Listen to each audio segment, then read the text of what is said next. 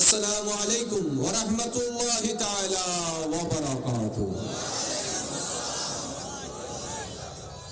মহান রবের আলিশান ও পাক দরবারে সকল গুনাহগার পাপী বান্দাদের পক্ষ থেকে অন্তরের সর্বোচ্চ ভালোবাসা প্রেজেন্ট করে একবার শুকরিয়া দান বলি আলহামদুলিল্লাহ।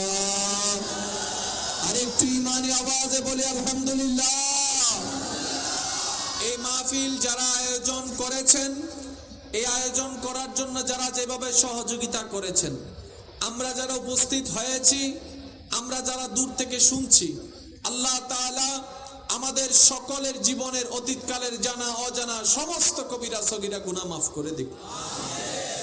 আল্লাহ তাআলা আমাদের মা বাবার গুনাহকে মাফ করে দিক।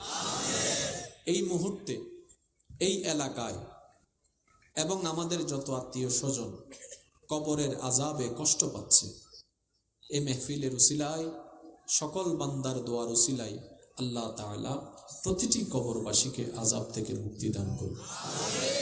সম্মানিত উপস্থিতি, রাত গভীর হয়েছে, আমি দীর্ঘায়ু করব না যাতে আপনাদের কষ্ট হয়। আমি ইতিমধ্যে খবর পেয়েছি অনেক দূর দূরান্ত থেকে আল্লাহর প্রেমিকরা উপস্থিত হয়েছে।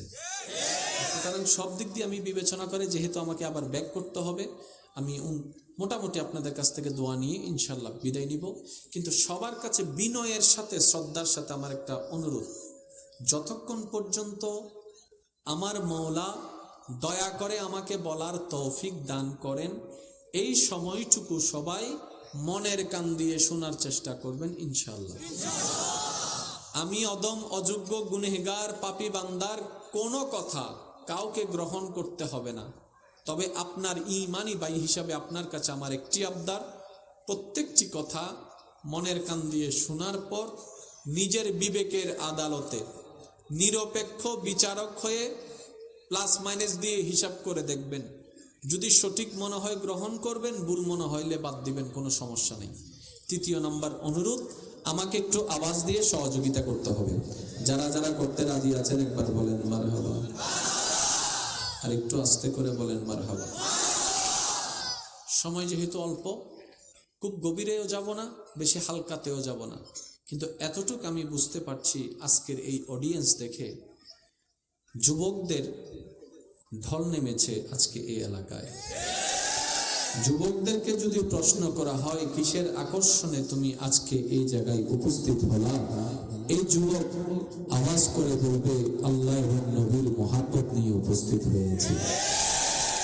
আমরা যতই যাই কিছু করি না কেন, দুনিয়ার প্রেমে মগ্ন থাকি না কেন, দুনিয়ার নেশায় মগ্ন থাকি না কেন, দুনিয়ার খেলায় যতই নিজের গাকে শরীরকে হেলিয়ে দিই না কেন, দিন শেষে আমরা সবাই জানি রবের দরবারে একদিন হাজিরা দিতে হবে।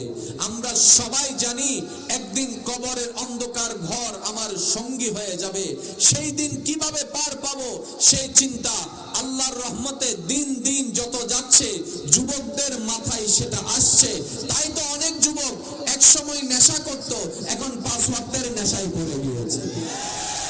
এমন অনেক যুবক এখানে আছে যারা এক সময় প্রেমের সম্পর্কে ছিল, ইসলামের বার্তা তার কানের মধ্যে পৌঁছানোর পরে বিবেকের সাথে যুদ্ধ করে মনটাকে প্রাধান্য দিয়ে আল্লাহর ইচ্ছাকে সন্তুষ্টিকে সামনে রেখে ওই প্রেমের হারাম সম্পর্ক ছেড়ে দিয়েছে। এমনও যুবক এখানে আছে। সেজন্য আমি প্রায় সময় একটা কথা বলি, যুবকদেরকে ডিমোটিভেট করবেন না। একবার ফেল গিয়েছে তাই বলে যে সেই জীবনে কখনো পাস করবে না, তা তো এমন নয়। মনে রাখবেন ভাইয়েরা, আমি মুরব্বীদের উদ্দেশ্য করে একটা কথা বলবো, আমার বাপ চাচা যারা আছেন তাদের উদ্দেশ্যে। এই বাংলার জমিনে আমাদের দেখায় এমন অনেক সফল ব্যক্তি দুনিয়ার মধ্যে, যেগুলো সফল বলি আর কি, আমরা জাস্ট কল সফল, ওই সফল অনেক ব্যক্তি আছে যে ক্লাস 6-7ও পাস করে নাই, সার্টিফিকেটের কিচ্ছু নাই। এমন অনেকে আছে সাইন করতে দিলে কলমটারে 4 বার ভাঙে। আপনারা তো তারে ঠিকই দেন, জি স্যার জি স্যার জি স্যার, আছে না নাকি নাই? আপনার সেই ছেলেটাও যে এক সময় এরকম হবে না সেটার গ্যারান্টি কি?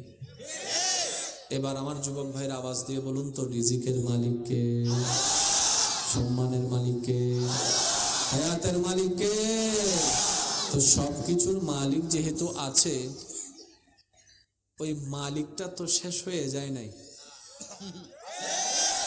ওই মালিকটা তো আছে আছে, ওই মালিকটা তো জোরে বলতে, ওই মালিকটা তো আবার উনি এমন মালিক যিনি কারো কাছে দাঁত দাঁততে হয় না, উনি এমন মালিক যিনি